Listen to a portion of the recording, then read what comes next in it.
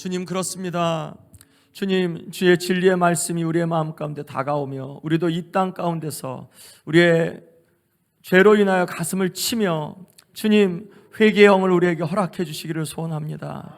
생각해도 죄가, 고백할 죄가 없는 아버지, 그러한 이 무덤덤한 우리의 마음들을 깨주시고, 주님, 생각하면 생각할수록 진홍같이 붉은 죄가 있는 우리의 또한 가슴을 치며 아버지 앞에 나아가게 하여 주시고, 아버지 하나님이여, 하나님 이러한 시간을 통하여서 하나님 앞에 더 진실하게 나아갈 수 있게 우리에게 말씀해 주시고, 우리에게 또한 아버지 눈과 마음을 열어주시고 우리를 흔들어 주셔서 주님 앞에 합당하게 서며 나아갈 수 있게 인도하여 주시옵소서. 예수 그리스도의 이름으로 기도했습니다.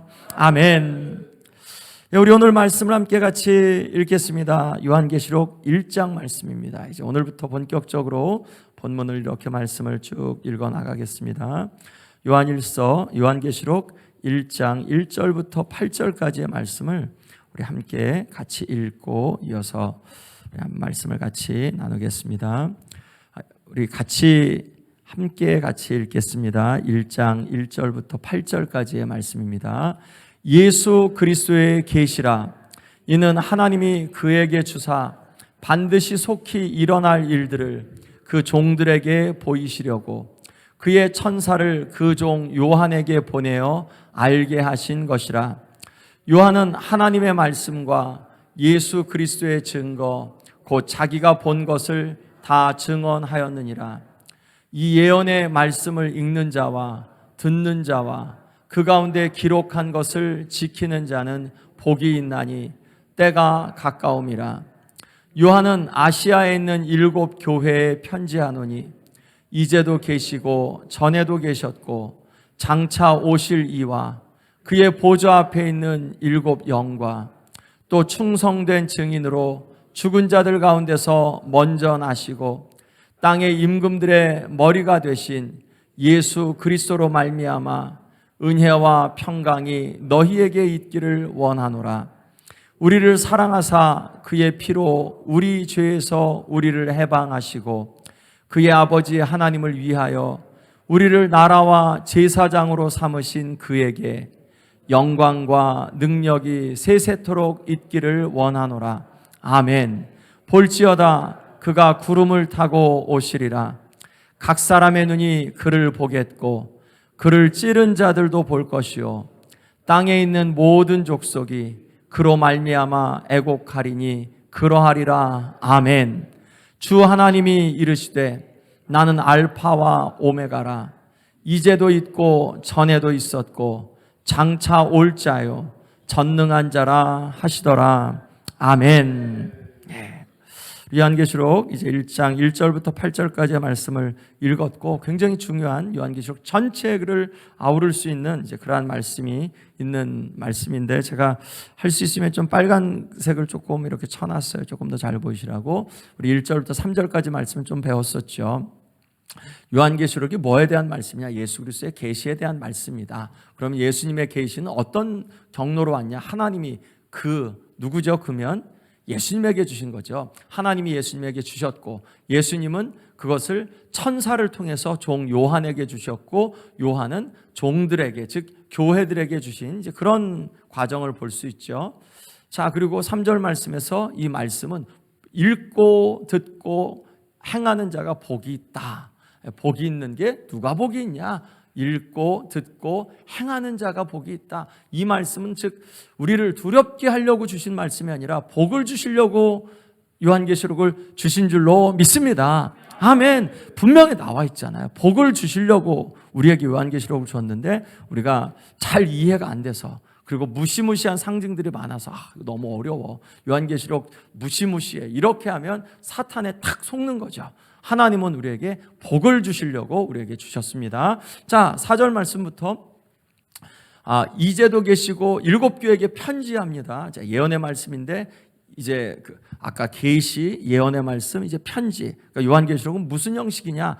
계시, 묵시록이기도 하고 예언서이기도 하고 또한 서신서이기도 하다라는 게 요 1절, 2절, 3, 4절에서 이렇게 딱 나오죠. 그러니까 요한계시록의 형식은 편지 형식이기도 하다. 7교회가 받는 거다. 아시아에 있는. 자, 그럼 누구의 이름으로 이렇게 하냐? 이제도 계시고 전에도 계시고 장차 오실 이 누구실까요? 이렇게 보면 장차 오실 분이니까 예수님 같은데 사실은 하나님이에요. 자, 그 부분 조금 이따 설명을 할게요. 자, 이제도 계시고 전에도 계시고 장차 오실 분과 그의 보좌 앞에는 7영 누구시죠? 성령이시죠. 예, 그의 보좌 앞에는 7영. 여기에 대한 이제 해석들은 구약의 말씀과 또한 이제 나중에 4장과 5장 말씀을 통해서 이게 성령이라는 것이 분명하게 그렇게 드러나요. 7영과 또 5절 말씀에서 또 충성된 증인으로 죽은 자들 가운데서 먼저 나시고 땅의 임금들의 머리가 되신 누구죠?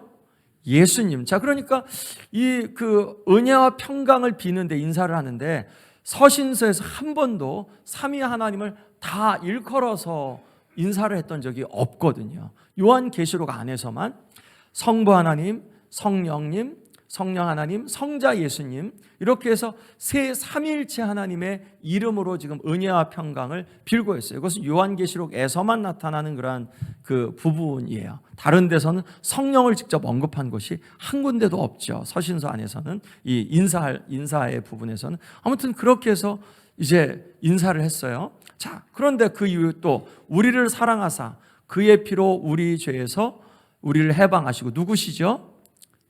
예수님이시죠. 예, 그러니까 우리를 사랑하셔서 왜 예수님이 십자가 피를 흘리셨냐? 우리를 사랑하셔서 예수님이 우리의 죄에 대해서 뭘 하셨냐? 피를 흘리셨다. 우리의 문제가 뭐냐? 우리의 문제가 뭐죠? 죄. 그때뿐만 아니라 지금도 죄.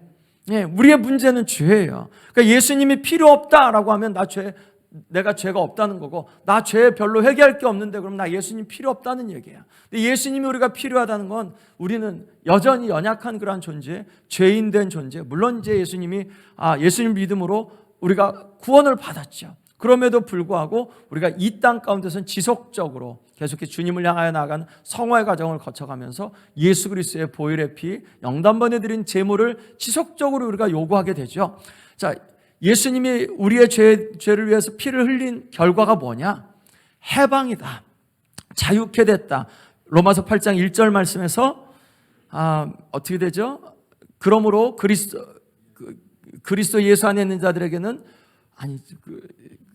어떻게 되죠? 결코 정죄함이 없나니 이는 생명의 성령의 법이 그러므로 그리스도 예수 안에 있는 자들에게는 결코 정죄함이 없나니 이는 생명의 성령의 법이 너를 죄와 사망의 법에서 해방하였습니다. 그렇죠? 우리를 해방했죠. 우리가 만약 해방되지 않으면 우리는 정죄의 상태인데 그런데 예수 그리스도로 말미암아 해방되었다. 그리고 이 예수 그리스도를 향해서 이제 송영 찬양을 하고 있는 거죠. 그의 아버지 하나님을 위하여 우리를 나라와 제사장으로 삼으신 그에게. 이 표현 굉장히 중요한 표현이죠. 재밌죠. 표현 자체가 생각할 수 있는 묵상거리가 굉장히 많죠. 우리를 나라와 제사장으로 삼으신 게 어디에서 처음 나오죠?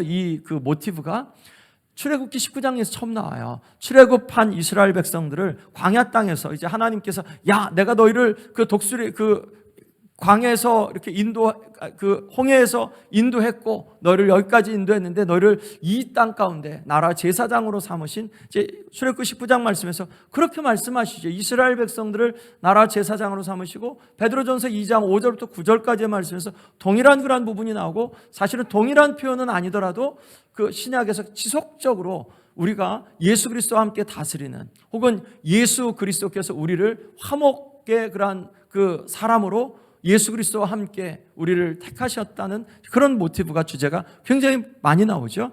예수 그리스도께서 우리를 나라와 제사장으로 삼으셨는데 무엇 때문이냐? 누구 때문이냐? 아버지 하나님을 위하여. 그러면 우리가 제사장 된 게 어떻게 하나님을 위한 거지?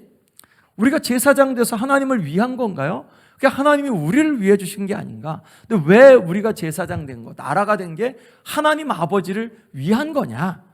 예수님은 우리를 나라와 제사장이라는 멋있는 직분을 주셨는데 이 직분을 통해서 하나님 아버지를 위하는 하나님 아버지께 영광 돌리는 왜냐하면 이 땅에 예수님을 보내신 게 왜 그러냐? 구원하도록 이 죄 있는 저와 여러분들을 하나님 앞으로 예수님을 제사장으로 우리를 예수님의 제사장직을 통해서 아버지께로 인도한 것처럼 우리가 제사장의 역할을 감당하면 이 세상에 아버지께로 나오니까 그게 하나님 아버지께 영광이 되니까 우리를 이 땅 가운데서 나라와 제사장으로 삼은 거다. 우리가 하나님을 어떻게 영화롭게 해드리냐? 이 세상이 아버지 앞에 나오도록 우리가 중간에 제사장의 역할을 감당하는 것, 다리의 역할을 감당하는 게 그게 하나님께 영광 돌려드리는 거다. 찬양을 멋있게 하면 그게 영광 돌리는 거냐? 교회 일만 열심히 하면 영광 돌리는 거냐? 아니다. 그렇지 않을 수도 있다라는 말씀이죠. 자, 그래서 그 아버지께 그에게 영광과 능력이 세세토록 있기를 원하노라. 그래서 그가 누구죠? 그가 누구죠? 여기에서 6절에서 말씀하는 그가 하나님 아버지인가요? 아니면 예수님이신가요? 성령님이신가요? 하나님 아버지께 보통 영광과 능력이 있다고 하죠. 그런데 이 본문에서는 예수님이잖아요. 왜냐하면 그의 아버지 하나님을 위하여 우리를 나라와 제사장으로 삼으신 그에게, 누가 우리를 나라와 제사장으로 삼으셨냐? 예수 그리스도의 아버지니까 그면 예수님이죠. 자, 그러니까 요한계시록 안에서 이건 보통 우리가 하나님 아버지께 드리는 그런 성령이잖아요. 다른 본문들에서는 다 그렇잖아요. 근데 왜 여기서 그러냐? 요한계시록에서는 하나님 아버지에게 사용한 호칭과 예수 그리스도께 사용하는 호칭이 똑같아요. 거의 유사하게 이렇게 갑니다. 이 예수 그리스도와 하나님 아버지께, 하나님이 예수님의 아버지보다 열등하게 혹은 뭐 그렇게 표현되지 않고, 이거는 보통 아버지께 드리는 그러한 찬양인데, 그런데 이거 본문 딱 보세요. 예수님이잖아요. 예수님에게 영광과 능력이 세세토록 있기를 원하노라. 예수님에게 그것이 있습니다라는 그런 찬양이잖아요.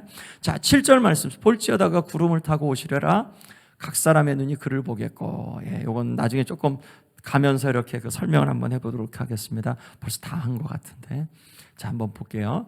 자, 요한계시록 모두가 404절, 22장까지 있죠. 404절인데 앞에 65권에서 인용한 게 518번을 인용했어요.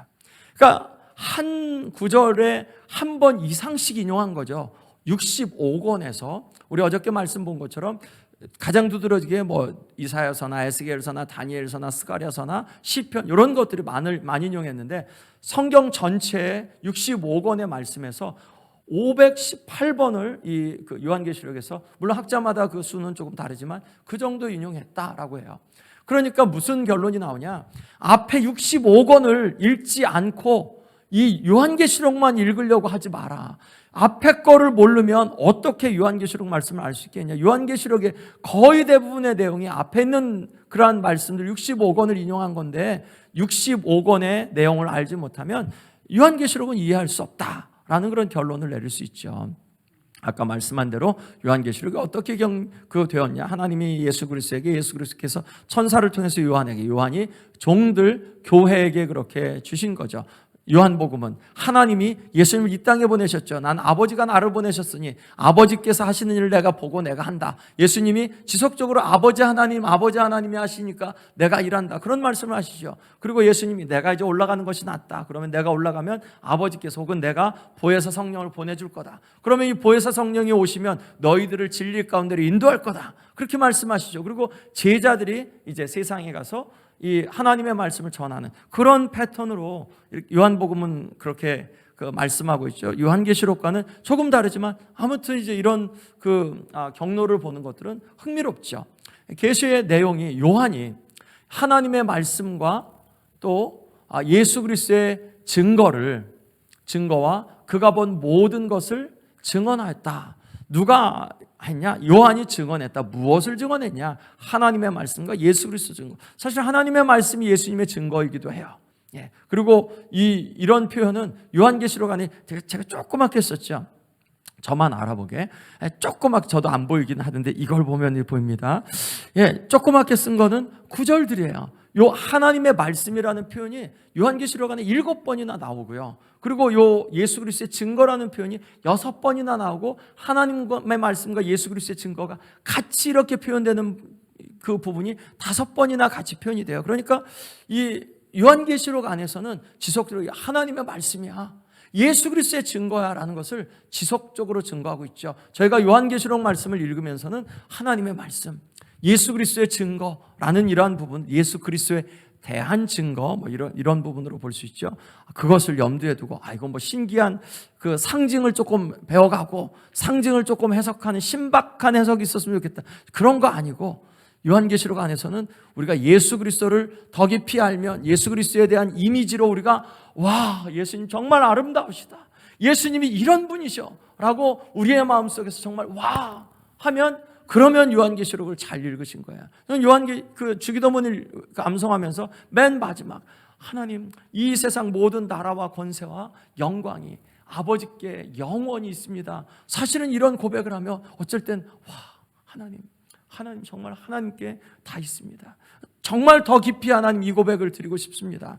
그런 고백이 있죠. 우리가 요한계시록 말씀 새롭고 모르는 것보다 예수 그리스도의 아름다움을 더 발견할 수 있는 그러한 시간들이 돼야겠어요. 지난번에 한번 이거 봤죠. 요한계시록의 핵심 내용은 1장 1절 말씀인 것처럼 속히 될 일, 마땅히 될 일, 속히 될 일, 또한 장차 될 일에 대한 이제 앞으로 되어질 일, 이거는 그냥 되든지 말든지 그냥 나랑 상관없이 되는 게 아니라 마땅히 it must happen. 이거 꼭 될 거야. 그리고 이거 속히 될 거야. 이거 주님이 말씀하셨으니까 안 될 수가 없어. 속히 될 거야. 꼭 될 거야. 라는 그런 의미예요. 하나님이 우리에게 주신 약속은 반드시 이루어질 줄로 믿습니다. 아멘. 그게 요한계시록 말씀 혹은 이제 장차 오실 예수님을 기다리는 그러한 저와 여러분들의 믿음이죠. 자, 복된 자들. 읽고 누가 복되냐? 읽고 듣고 지키는 자들이 복되다. 그 당시에 하나님의 말씀을 읽는 사람 한 사람이 읽기도 했고 그랬으니까 듣는 사람들은 대중이었죠. 다수였죠. 지키는 사람들도 다수여서 복수로 그렇게 썼죠. 그런데 듣는 사람들은 지키는 사람들이다. 이 듣고 지키는 거가 동전의 앞뒷면처럼 그렇게 설명을 합니다. 그러니까 듣는 것 따로 지키는 것 따로. 난 듣긴 들었는데 지키는 건 너무 어려워. 나 그리스도인인데 진실하게는 못하겠어. 나 말씀은 이해하는데 그거 순종은 못하겠어. 이거는 가짜다.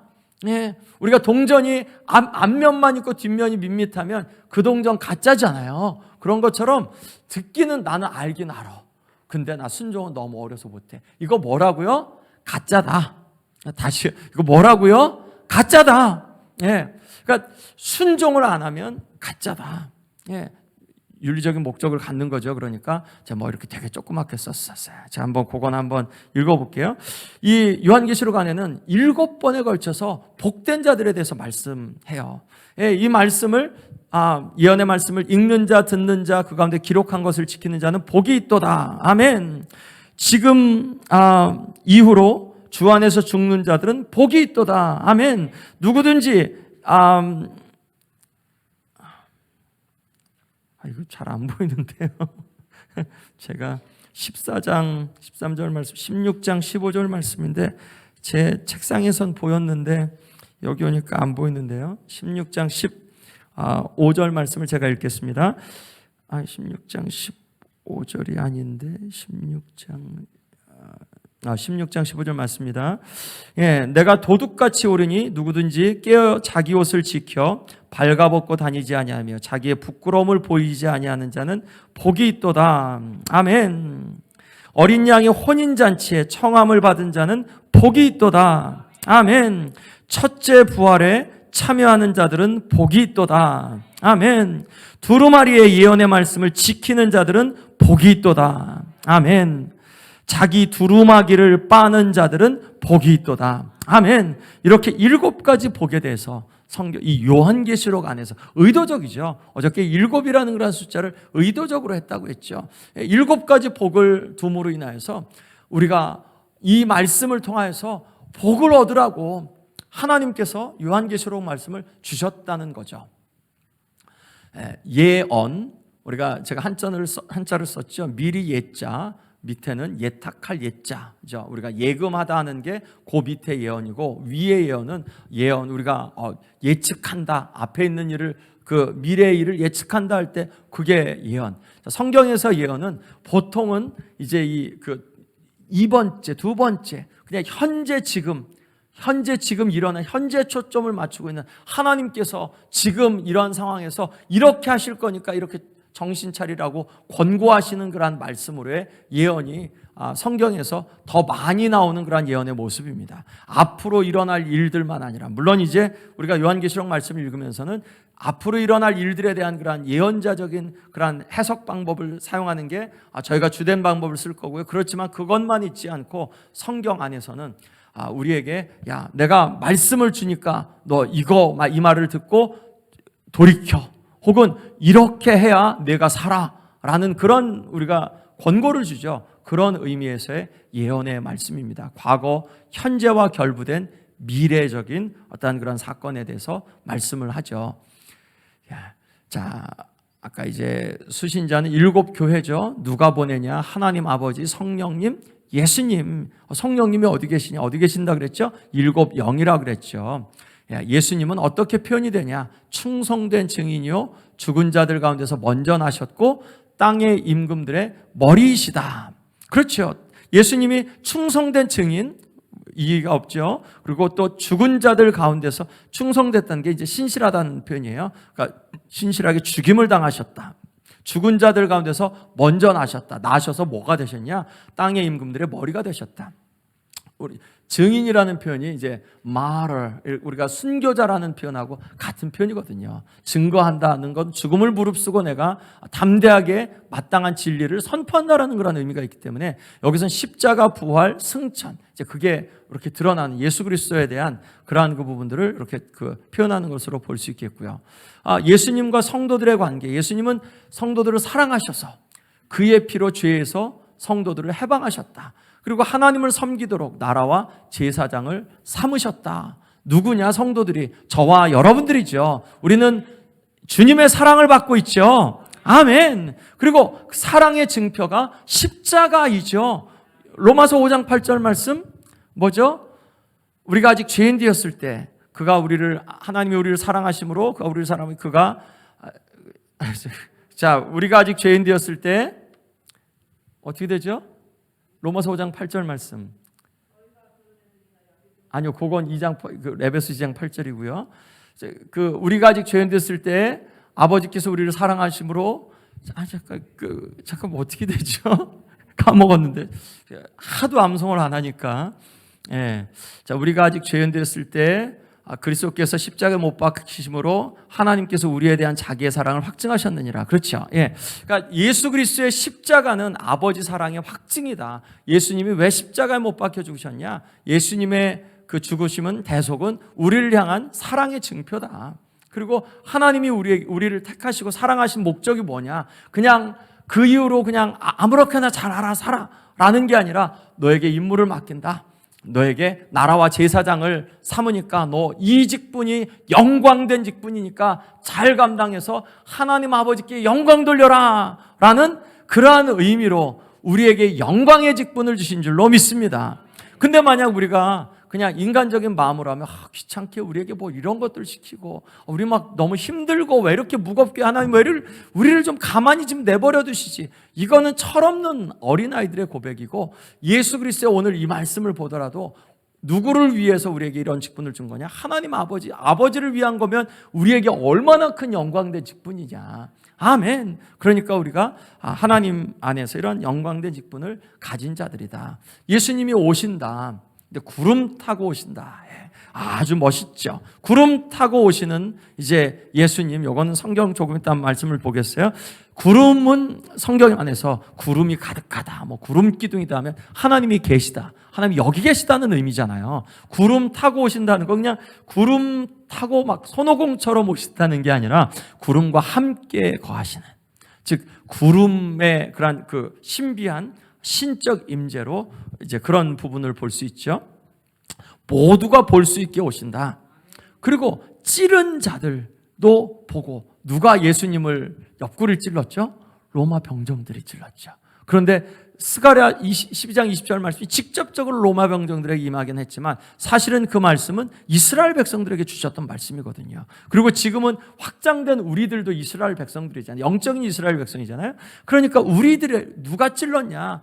우리도 찔렀다. 어떻게 예수님을 우리가 찌른 거냐? 우리의 죄로 찌른 거다. 예수 그리스도의 그러한 그 찔림이 우리를 위한 거다라는 부분이죠. 그래서 어떻게 되냐? 모든 족속이 애국한다.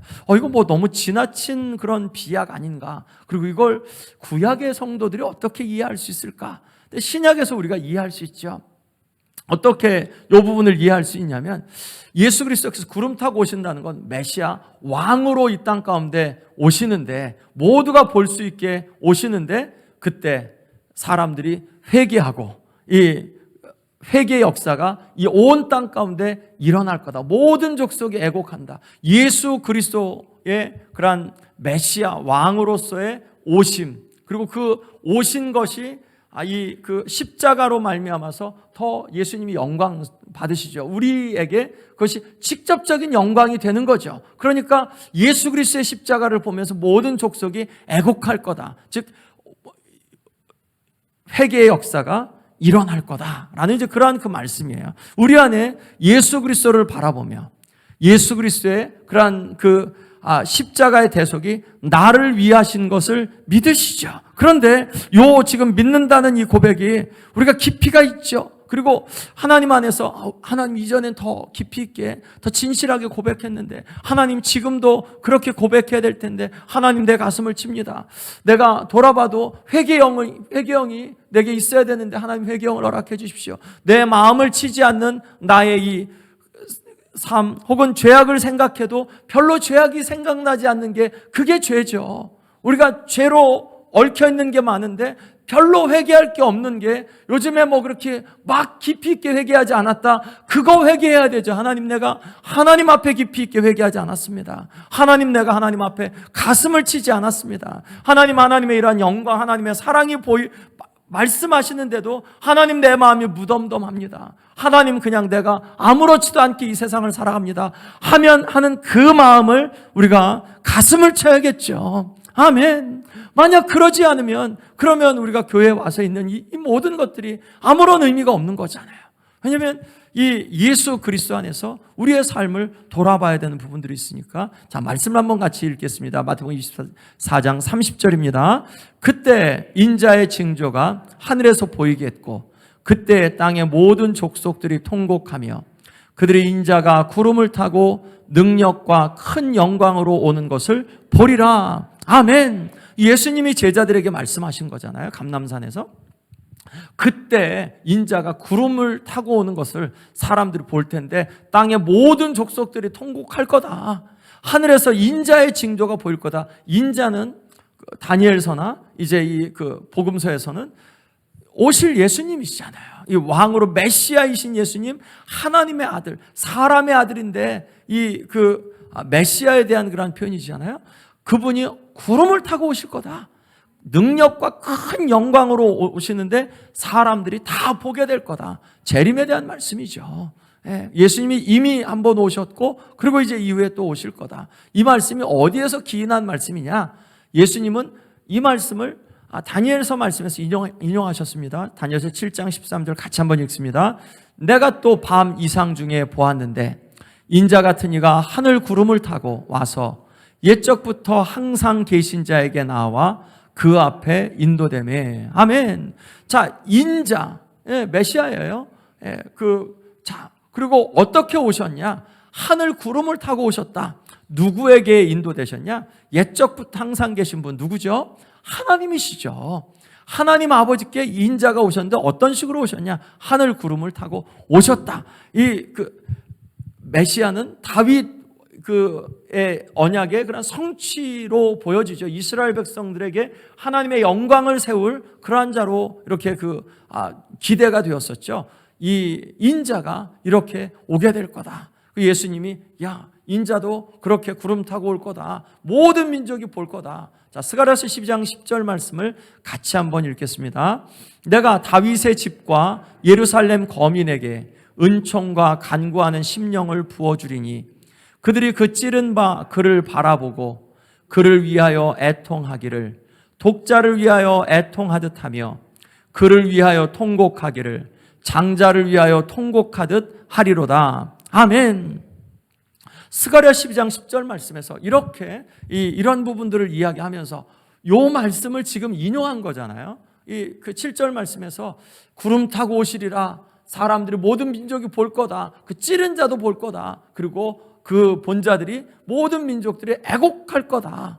만약 이 스가랴 말씀이나 혹은 그 다니엘서 7장 말씀을 모른다라고 하면 이 7절 말씀이 요한계시록 1장 7절 말씀이 굉장히 해석하기 어렵겠죠. 그런데 이런 말씀들, 그러니까 구약의 말씀들을 알고 이렇게 요한계시록을 읽을 때 요한계시록의 말씀은 앞에 있는 그 말씀들을 잘 모르면 뜬금없는 이야기가 되죠. 자, 이런 말씀들을 배경으로 그렇게 주셨다. 역사를 주관하신 하나님, 그 하나님으로 인해서 모든 구원 역사가 완전하게 완성될 것을 말씀해 주십니다. 하나님을 나는 알파와 오메가다. 하나님을 알파와 오메가로 그렇게 표현하고 있죠. 알파와 오메가, 뭐죠? 헬라어의 알파벳 처음과 끝이죠. 끝이죠. 주 하나님이 이르시되 나는 알파와 오메가라. 이제도 있고 전에도 있었고 장차 올 자다. 이 표현이 우리 사랑하는 나의 아버지 할 때 그 후렴에서 전능하신 하나님 찬양할 때 그 영어 표현이 Blessed be the Lord God who was and is to come. 이제 그렇게 되는 요한계시록의 말씀을 갖고 하는데 이 표현도 요한계시록 안에서 5번이나 이렇게 표현이 있어요. 이제도 있고 전에도 있었고 장차 올 자라는 하나님은 영원하시다 라는 표현이에요. 이제도 계셨고 전에도 과거에 지금도 과거에도 앞으로 오실 그러한 주님이다. 그런데 영원한 하나님인데 요한계시록에서는 조금 바꿔서 장차 오실 분으로 그걸 표현했어요. 이제도 있고 지금 전에도 계셨고 앞으로도 계실 분이라고 얘기하지 않고 장차 오실 분. 그러니까 기대하게 종말적인 완성을 아버지께서 이제 이루실 거다라는 것을 확실하게 이렇게 표현하는 요한계시록만의 독특한 표현이에요.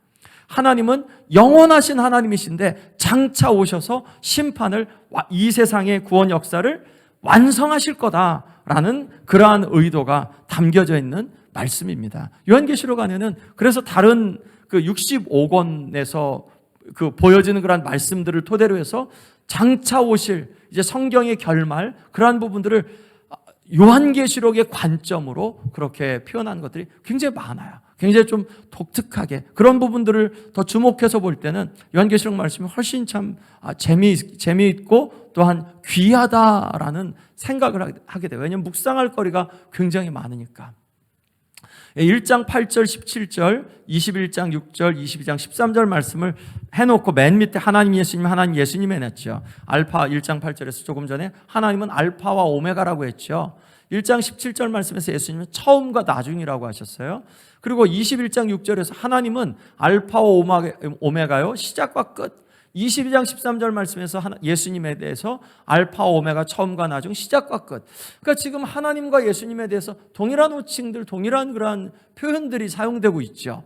그러니까 요한계시록 안에서 요 표현은 왜 제가 이렇게 써놨냐면 요한계시록 안에서는 하나님과 예수님에 대한 표현들이 비슷하게 그렇게 표현된다. 하나님은 이렇게 표현하시고 예수님은 그건 절대 예수님에게 표현하면 안 돼 라고 하지 않고 하나님 아버지께 표현되는 그러한 표현들을 예수님에게도 동일하게 사용했다라는 것. 그러니까 요한계시록의 저자의 관점은 하나님 아버지와 예수님, 성자 예수님은 동격으로 이렇게 보여지는 거죠. 이런 호칭만 보더라도 우리가 만약 위계 질서가 있다면 그 밑에 있는 사람에게 호칭을, 위에 있는 사람의 호칭을 밑에 있는 사람에게 사용하면 이거 안 되는 거잖아요. 근데 하나님 아버지께 사용하는 걸 예수님에게 동일하게 사용하는 것은 요한계시록의 저자는 성령님 또 성경은 하나님 아버지와 예수님을 동격으로 보는 거다라고 우리가 이렇게 볼 수 있습니다. 자, 표를 하나를 더 이렇게 놨는데요. 첫날 이렇게 이야기한 것처럼 요한계시록은 성경의 결말이고 창세기에서 문제가 있었던 것들이 다 해결되어지는 그러한 책이죠. 창세기에서 하늘과 땅을 창조하셨는데 이제 이 땅 가운데 가시 엉겅퀴가 있어서 죄 때문에 이제 예수님이 요한계시록 마지막 21장 22장에서 새 하늘과 새 땅이 있어지고 첫째 아담 있었는데 이제 마지막 아담이신 예수님이 이것을 완성하시고, 첫째 아담은 이 세상을 무너뜨렸고 마지막 아담이신 예수님께서 이것을 완성하시고 신부를 아담에게, 하와를 아담에게 주셨죠. 이제 신부를 둘째 아담이신 예수님에게 주죠. 여기서 신부는 누구죠? 예수님에게 나아가는 신부는 교회죠. 교회가 예수님에게 바쳐지죠. 자, 죄가 사망을 불러왔는데 이제는 죄의 문제가 해결되어서 사망이 없어지는 것이 된다. 낙원이 실낙원이죠. 낙원이 상실됐는데 복낙원, 낙원이 회복되어지죠.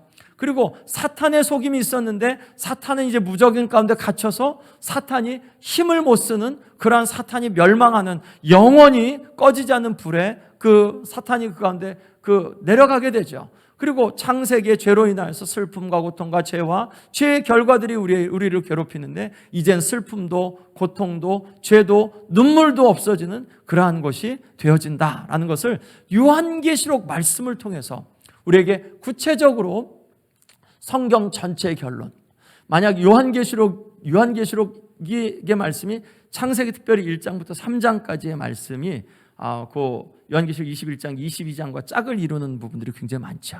그러니까 요한계시록은 그런 부분에서 창세기 1장부터 3장이 가지는 그러한 주는 무게가 성경 전체에선 아주 견고한 그러한 그라운드죠. 그런 것처럼, 그렇게 중요한 것처럼 요한계시록 21장, 22장은 성경 전체의 덮개와도 같은 어떤 그러한 역할을 해주는 거죠. 그러니까 우리가 요한계시록 말씀을 잘 이해하는 것은 이만큼 중요하다라고 생각이 되어집니다. 우리 오늘 말씀을 그렇게 마치겠고요. 이 시간 잠깐 주님 앞에 함께 같이 기도했으면 좋겠습니다. 예수 그리스도께서 이런 분이신 것, 우리에게 이러한 직분을 맡기신 것도 기억하시고요. 예수 그리스도와 하나님, 예수님이 정말 하나님이십니다. 그런데 그 하나님이 이 땅에 나의 죄를 위해서 이 땅에 오셨습니다. 우리 주님, 내 안에 애곡하는 마음, 애통하는 마음을 허락해 주십시오 라고 우리 주님 앞에 이 시간 좀 조용한 그런 소리로 우리의 마음을 돌아보며, 내 삶을 돌아보며 함께 잠깐 기도하겠습니다. 잠깐 기도합니다.